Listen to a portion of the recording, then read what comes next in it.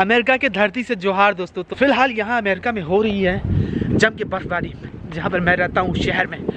तो दोस्तों अगर आप अमेरिका आने की तैयारी कर रहे हैं या अमेरिका आना चाहते हैं तो यहाँ पर बहुत बर्फ़बारी होती है, उसके बारे में आपको जानना बहुत ज़रूरी होगा, नहीं तो आप बहुत ख़तरे में पड़ सकते हैं। यहाँ पर फ़िलहाल बहुत ठंड है, ठंड के लिए कैसे तैयारी करनी होती है वो सारा कुछ आज के वीडियो में बताने वाला हूँ। वैसे जो भी दोस्त पहली बार मेरे चैनल में आ रहे होंगे उनको बता दूँ कि मैं यहाँ अमेरिका में रहता हूँ, बहुत सालों से प्रोफेशनल काम करता हूँ, और जो छोटे गांव कस्बे के लोग हैं उनके जानकारी के लिए अमेरिका आने के बारे में कैसे तैयारी करनी है, अमेरिका में जॉब, एजुकेशन, वीज़ा और कई तरीके के अपॉर्चुनिटीज़ के बारे में छोटे छोटे वीडियो बनाते रहता हूं। तो वेलकम टू माय चैनल दोस्तों। तो मैं जा रहा हूं अभी सब्ज़ी लेने। ठंड में सब्ज़ी लेने जाना बहुत मुश्किल होता है। जैसे ही मैं सब्ज़ी लेके आ रहा था तो रास्ते में ये हाल था। यहाँ पर पूरा सड़क कई दिनों तक जाम हो जाता है जब भी बर्फ़बारी होती है। कई बार तो कार पूरा कवर हो जाया रहता है, ट्रैफिक जाम होता है, तमाम चीज़ें होती है। यहाँ पर अमेरिका के इस जैसे शहर में मैं रहता हूँ बॉस्टन में, या पूर्वी जो पूरा इलाका है वहाँ पर कहीं भी आ रहे हो, न्यूयॉर्क, शिकागो, तो यहाँ पर 15 नवंबर से लगभग मई के शुरुआत तक इतना ठंड होता है कि मतलब बहुत ठंड, इतनी ठंड कि आपको हर समय जैकेट और कई तरीके के गर्म कपड़ों के साथ ही बाहर निकलना होता है, और रात के समय तो और भी बहुत ख़तरनाक हो जाता है। उस तरीके का ट्रक आती है जो सरकार के द्वारा संचालित हुआ करती है, और ये लोग ऐसे रास्ते को साफ़ करते हैं, उसमें नमक डालते हैं तो नमक जो है उसको पिघलवाता है बर्फ़ को। ये ट्रक जैसे आई है। और आपका घर अगर मतलब ऐसे सीमेंट वाला हो और 2-3 फ्लोर में हो तो कभी कभी उस फ्लोर में, कभी क्या हर बार उस फ्लोर में भी ऐसे जम जाया रहता है। कई बार मतलब शायद इस बार भी हो।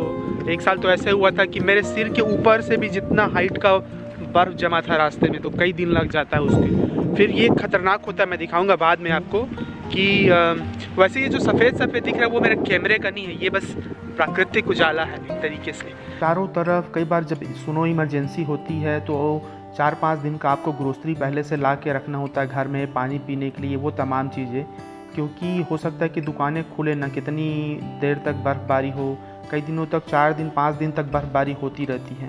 तो अब सबको उसका ख्याल रखना पड़ता है।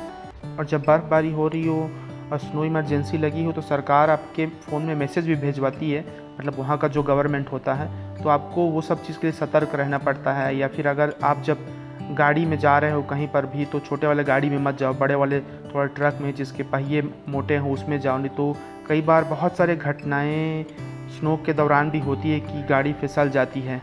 तो स्नो जब गिर रही होती है तो कुछ बेसिक चीज़ें जो होनी चाहिए, तो हाथों में ग्लव्स लगाना पड़ता है, वो भी एकदम गर्म रखने वाला ग्लव्स, फिर टोपी पहनना पड़ता है, 4-5 ठो लेयर जैकेट पहनना पड़ता है, तो वो सब करना पड़ता है। 2-3 मिनट के लिए आप बाहर निकल सकते हैं ऐसे ही सोचते हुए कि अरे बर्फ़ है, मुझे अच्छा लगेगा, ऐसे ही कूद सकता हूँ। बहुत ख़तरनाक है। मतलब अभी तापमान जो है -10 डिग्री हो गया है लगभग।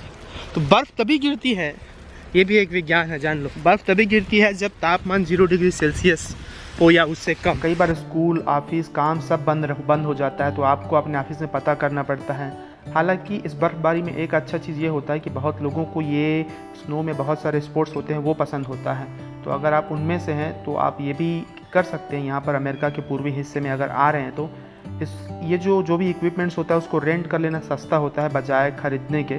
और रात में तो गाड़ी चलाने से बचिए बिल्कुल भी, अगर आप उससे बच सकते हैं। जैसे हम लोग जा रहे थे, मैं मेरे दोस्त, मतलब इतना धीरे जैसे कि आप पैदल भी चलेंगे ना तो तेज़ चल सकते हैं, इतना स्लो गाड़ी को चलाना होता है और बहुत ख़तरनाक भी होता है।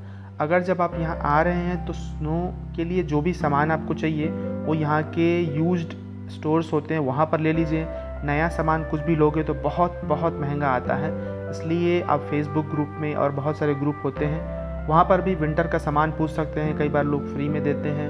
वो तमाम चीज़ें या स्टूडेंट के रूप में यहाँ अमेरिका आते हैं, तो ये सब तैयारी आपको करनी होती है। बाकी अगर आपको और कुछ भी पूछना हो कि क्या करनी है, कैसे तैयारी करनी है, कुछ भी डर हो तो आप मुझे ईमेल कर सकते हैं, मेरे इंस्टाग्राम से जुड़ सकते हैं। मेरे इंस्टाग्राम का आईडी वीडियो के आखिरी में लिखा रहता है दोस्तों।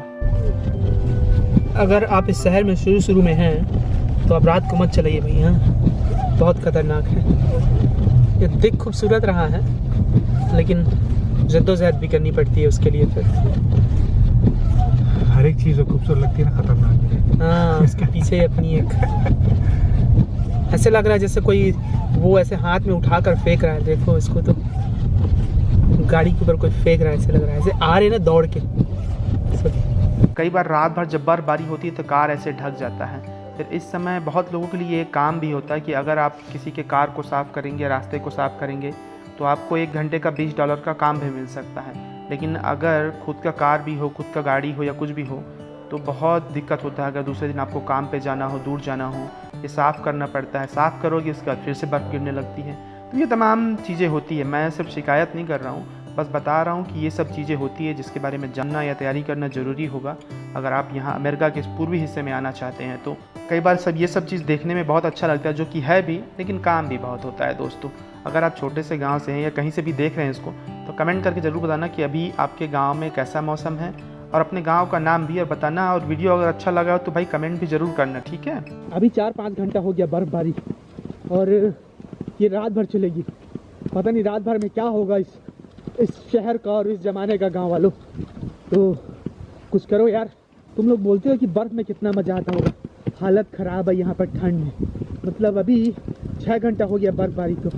हाय हाय, मतलब ये ले डूबेगी बिल्कुल। तरबतर होना अच्छा लगता हो तो आपको और मज़ा आएगा यहाँ पर। मिलते हैं अगले वीडियो में, तब तक अपना ख्याल रखना। जोहार। बाकी अमेरिका के वीज़ा, पासपोर्ट और कई चीज़ों से संबंधित जानकारियों के बारे में जानना हो तो आप इस चैनल से बने रहिएगा दोस्तों।